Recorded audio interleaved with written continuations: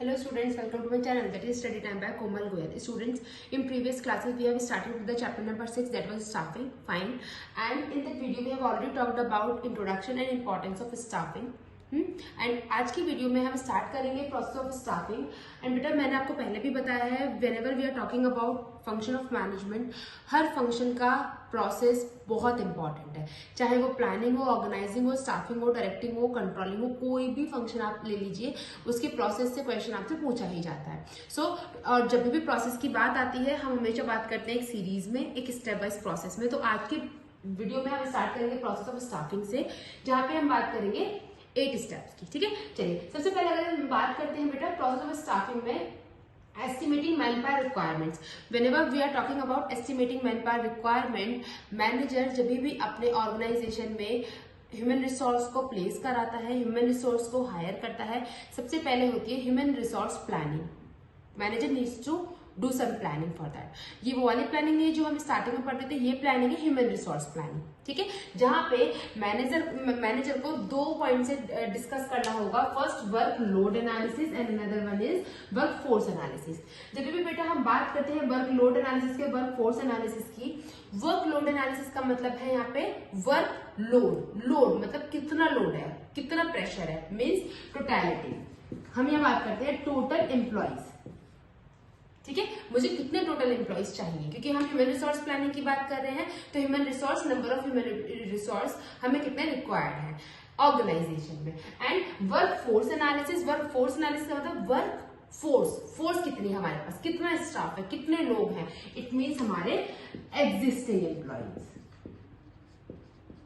तो बेटा जब भी हम बात करते हैं एचआरपी की, ह्यूमन रिसोर्स प्लानिंग की, manager needs to analyse these 2 factors, workload and workforce. And after that analysis manager needs to compare this 2 factor, find if workload is greater than workforce. It means organisation में क्या है, यहाँ पे under staffing है. मतलब हमें ज्यादा लोग चाहिए, हमारे पास कम लोग हैं. अंडर स्टाफिंग है तो हम ऑर्गेनाइजेशन पीपल को हायर करेंगे, इनफ्लो करेंगे ह्यूमन रिसोर्स का. Fine. And if vice versa, if workload analysis is less than workforce analysis, it means हमारे यहाँ पे ओवर स्टाफिंग है. नाउ मैनेजर को क्या करना होगा, मैनेजर को एम्प्लॉयज यहाँ पे ट्रांसफर करना होगा, आउटफ्लो करना होगा. Fine. So this is very important point whenever we are talking about estimating manpower requirement in the organization. Manager needs to analyze these 2 points, and after analyzing these 2 points, he or she needs to compare both the points. And after comparing, overstaffing and understaffing पता चलता है, and accordingly inflow and outflow of human resource take place करता है. Fine. चलिए second step क्या कहता है, recruitment. अब बेटा हमने डन कर लिया वर्कलोड एंड वर्कफोर्स. ठीक है, अब सपोज हमारा अंडर स्टाफिंग है, so what we need to do, we need to do searching for the candidate and stimulate them for analysing in the organisation, है ना, सो दैट वो मैक्स टू मैक्स लोग क्या करें, हमारे ऑर्गेनाइजेशन के लिए अप्लाई करें. ऑर्गेनाइजेशन में रिक्रूटमेंट का प्रोसेस क्या है, now we are going to make advertisement for that, है ना, जिसमें हम जॉब डिस्क्रिप्शन निकालेंगे. जब हम जॉब डिस्क्रिप्शन निकालेंगे तो जैसे जैसे लोग हमें रिक्वायर्ड होंगे उस हिसाब से हम उनके जॉब डिस्क्रिप्शन देके उनको हम स्टिमुलेट करेंगे कि मैक्स टू मैक्स पीपल मेरे ऑर्गेनाइजेशन में अप्लाई करें. ठीक है, तो रिक्रूटमेंट में जब भी हम बात करते हैं, this is the positive process. Why positive? Because we want as an organization कि max to max people should apply in our organization, so that हमारे पास बहुत सारा filtration के लिए हमको लोग मिल जाए. ठीक है, नेक्स्ट इसके बाद क्या होता है, सिलेक्शन. सिलेक्शन क्या है, selection is a kind of negative process. Y?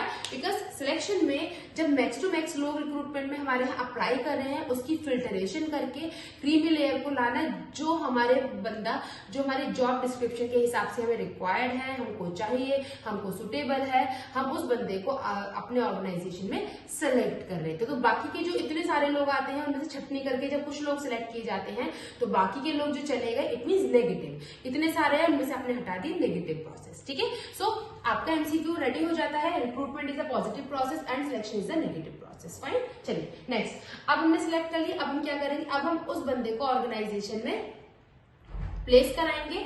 So placement and orientation. अब ऑर्गेनाइजेशन में जो पर्सन होंगे हम उनको प्लेसमेंट कराते हैं, मीन्स. हाँ जी मैं कह रहा था ये वाले सॉकेट है, ये वाले में है.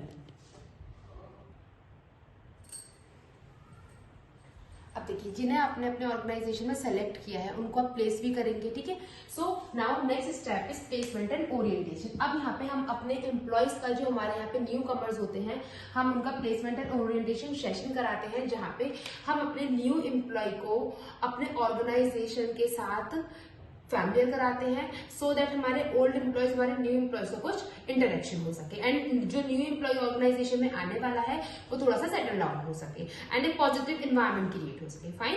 And after that, after this process फिर क्या होता है, ट्रेनिंग एंड डेवलपमेंट। अब बेसिकली बेटा क्या है कि इस ये जो फोर्थ पॉइंट है बहुत इंपॉर्टेंट है किसी भी नए एम्प्लॉय के लिए। उसको इस वाले प्रोसेस में ये सब बताया जाता है कि हमारे इतनी कैजुअल लीव्स है, इतनी सिक लीव्स है, ये हमारी पॉलिसी है, ये हमारा मतलब सब चीजें, ये हमारा लीव, आप ऐसे लीव सैंक्शन होगी, ये आपका ऑर्गेनाइजेशन का एनवायरमेंट है, ये आपकी हायरार्की चलती है। तो यहाँ पे आपको सारा ओरिएंटेशन प्रोग्राम में आपको सब चीजें बताई जाती है। एक पीपीटी प्रोग्राम ऑर्गेनाइज किया जाता है इसी वजह से कि अपने न्यू एम्प्लॉय ऑर्गेनाइजेशन से फैमिलियर हो सके, उसकी पॉलिसी जान सके, ठीक है, सो दैट बाद में कोई प्रॉब्लम अराइज ना हो। एंड इसके बाद क्या होता है, ट्रेनिंग एंड डेवलपमेंट। अब आपका एम्प्लॉय ऑर्गेनाइजेशन में काम करने के लिए रेडी होता है, जहां पे आप उसको उसकी जॉब स्किल्स को इम्प्रूव और एनहेंस करने के लिए उसको ट्रेनिंग प्रोग्राम कंडक्ट कराते हैं, ठीक है।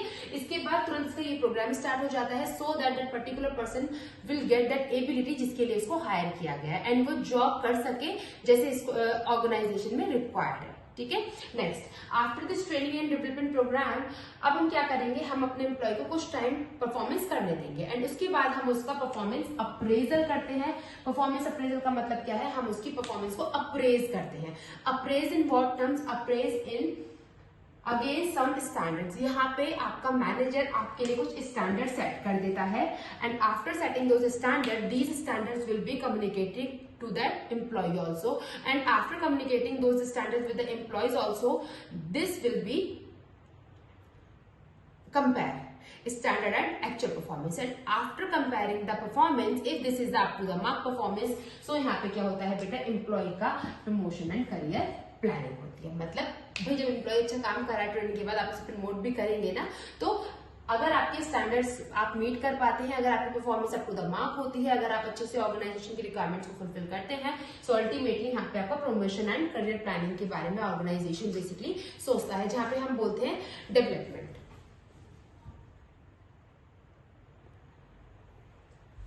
ठीक है। अब प्रमोशन करियर प्लानिंग में क्या होगा, बेसिकली अपने एम्प्लॉयज का हम यहाँ पे प्रमोशन करते हैं, उसका जॉब एनरिचमेंट करते हैं, ठीक है, जहां पे हम उसको प्रमोट करते हैं, उसकी कई बार उसके डेजिग्नेशन में हम अपवर्ड शिफ्ट कराते हैं या हम उसके सैलरी में भी उसका प्रमोशन होता है, ठीक है। मतलब it will depend upon the organisation policy, but ये प्रमोशन का पार्ट होता है, ठीक है, promotion career planning. And finally जब आपका बंदा अच्छा काम कर पा रहा है तो आप क्या कर देंगे उसको, कॉम्पनसेशन। कॉम्पनसेशन मतलब उसका सैलरी, सैलरी मतलब उसका पैसा, क्योंकि कोई भी ऑर्गेनाइजेशन में काम क्यों करता है, पैसे के लिए।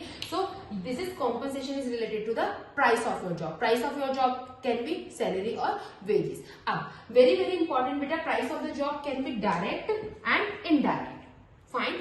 डायरेक्ट मतलब जब भी हम डायरेक्ट बात करते हैं कि मतलब जो आपकी सैलरी और वेजेस फिक्स्ड है, फाइन। एंड इनडायरेक्ट मतलब जो आपके एक्स्ट्रा अलाउंसेस हैं, जो आपके एक्स्ट्रा, आपके सपोज आपका मेडिकल जो कार्ड्स में लाके दे देते हैं ऑर्गेनाइजेशन में, वो इनडायरेक्ट हुआ, या आपका जो भी एक्स्ट्रा वो आपको इंश्योरेंस फैसिलिटी देते हैं वो होता है, जो भी वॉट एवर। बट इनडायरेक्ट में क्या होता है, सैलरी एंड वेजेस से जो प्लस में जो चीजें होती है, वेरिएबल्स जो होते हैं, ठीक है। अब इसके बाद अब हम बात करते हैं कॉम्पनसेशन की। कॉम्पनसेशन हमारा दो फैक्टर होता है, time based and performance based. नाम से पता चल रहा है, whenever we are talking about time based compensation, it means आपका मंथली बेसिस, डेली बेसिस या वीकली बेसिस, ठीक है, जो आपको ऑलमोस्ट दी ही जाती है।